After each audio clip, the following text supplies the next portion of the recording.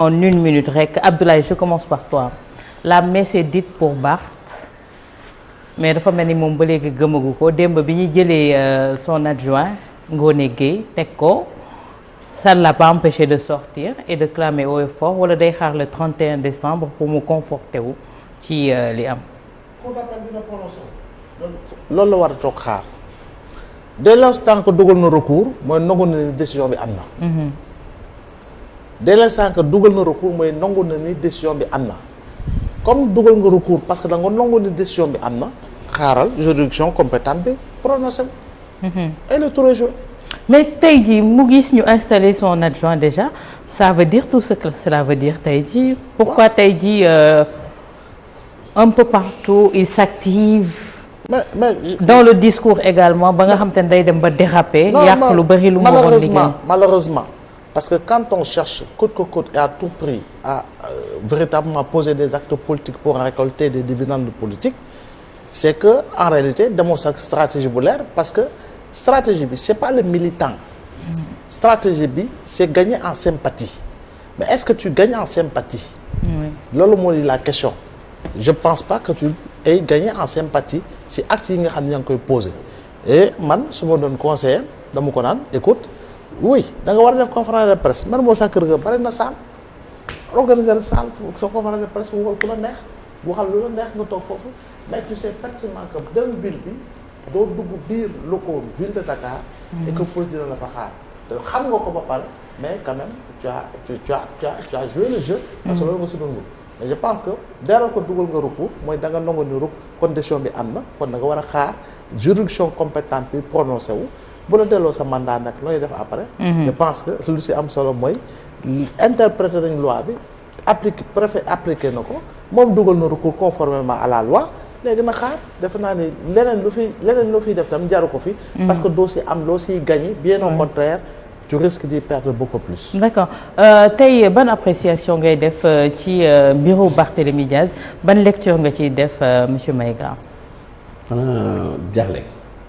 jaaxle tiit te xam ne que je pense que li ñu waxoon tey jii par rapport à rupture bi ñu waxoon tey jii bu ñu gisee le cas de Barthélémy Diaz am na yeneen cas aussi donc tey dañuy tiit parce que man aujourd'hui tey en tant que juriste jàpp naa ne bu ko naree continuer nii. ñaanuñu ko yàlla mais li fi xewoon événement yi passé lu raw la dina fi am parce que je pense que tey jii démocratie un état de droit yan événement marche yi nga xam ne les 80 et quelques morts dégâts yi waaw nga ne ça risque d'arriver avec l'affaire Barth xam nga institution bi ñu demee ba di leen fragiliser bi ñu demee ba nit ñi di fajal seen bopp c'est-à-dire on ne respecte plus les textes maa ngi wax tout à l'heure article 55 mais apparemment dafa mel nañ ko négliger jël programme jël ko privilégier ko teg ko ci kaw constitution bi parce que dafa mel ni tey jii mooy programme bi nga xam ne parce que c'est un programme quoi qu'on dise comme nous on a un programme bu fekkee dañu bëgg a jël programme bu parti yi bëgg a jël teg ko sur les dispositions de l'article 55 bi nga xam ne da ngay def DPG ça me pose un problème bu fekkee dañu war a jël article 200 monsieur Mbengue doo bàyyi DPG non mais on avance pare nañu on va clôturer waaw xam nga tey jii Barthélémy Diaz da nga ne ci affaire on a violé les textes on a violé tous les textes c'est-à-dire que d'abord les textes relatifs à la constitution encore je reviens à la constitution c'est une constitution kan waru ko laal c'est-à-dire que c'est quelque chose de dafa sensible trop c'est tellement sensible que donc il ne nous appartient pas aujourd'hui en tout cas aux citoyens et surtout ñi nga xam ne tey jii ñoom ñoo yore ren pays et plus particulièrement le président de la République bi nga xam ne moom mooy gardien de la constitution donc dafa veiller à ce que ñu observer scrupuleusement les dispositions de la constitution. yan disposition lañ violé violer d'abord ay droits constitutionnels. d'abord l'article 61 de la constitution. qui dit que tout membre du Parlement. qui fait l'objet d'une condamnation définitive peut faire l'objet d'une révocation, d'une radiation sur demande du ministre de la Justice. am na yeneen yoo xam ne qui parle donc. yan lañ violé. ban lañ violé c'est-à-dire qu'il y a une mauvaise interprétation de cette disposition. parce que dañu ne c'est le député le Parlement parce que article 55 constitution bi qui est 61 constitution ak 55 règlement intérieur bi. 51 c'est du pareil au même. 51 du règlement 51 c'est ça donc c'est du pareil au même de toute façon bon moi je passe sur la constitution bi li mu wax. dafa ne tout membre du Parlement on sait que c'est un député du yow du man du kenn. ce sont des députés c'est-à-dire que ki nga xam ne il a été élu député. mu commettre une infraction bi nga xam ne qui est frappé de ce qu'on appelle une condamnation qui est devenue définitive. Peu importe la condamnation, même une infraction contraventionnelle, parce que l'essentiel, nous avons un jugement devenu définitif. À compter de ce moment, il peut faire l'objet d'une radiation.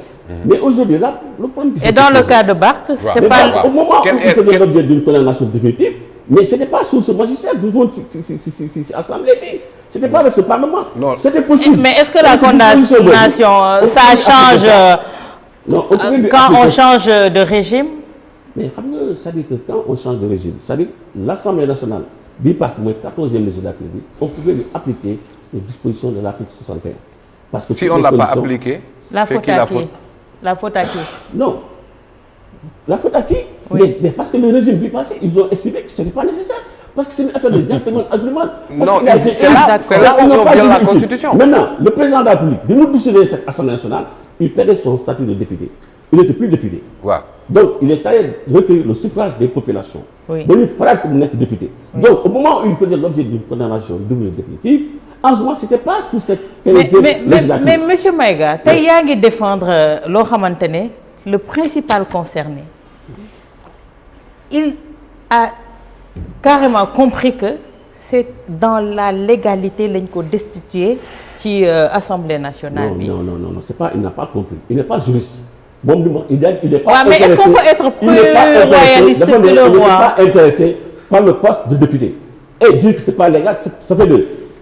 Je ne suis pas intéressé. Même si recours nous doit, parce que ses avocats, ils vont voter ce cas d'espèce. D'accord. Donc, même s'il était réintégré aujourd'hui en tant que député, sera un poste. Là, c'est en tant que député. Mais en tant que maire aussi, il y a une disposition de l'article 277 qui dit que, il parle de conseil municipal, qui est soumis, par exemple, à un cas d'inéligibilité ou d'incompatibilité, peut faire l'objet, ça peut être considéré comme démissionnaire. S'il était considéré à un problème d'inéligibilité ou d'incompatibilité. Mais l'article 233, nous l'avons appliqué parce que tout simplement, qu'est-ce qui s'est passé? Rapidement, on clôt. Vous savez qu'on a changé le nouveau code électoral. Depuis un certain temps, le maire, il est élu au suffrage universel direct. Mais à cause de ce moment aujourd'hui, il perd son statut de conseil municipal. C'est LO 267, il y a le préfet visé, mais il parle de conseil municipal, il ne parle pas de maire. D'accord. Donc là aussi, on en saura beaucoup plus le 31 décembre, c'est pas loin, mardi, Inch'Allah. Il y a un petit agak diam ak salam. Pas Moussa? Wow, pour nous.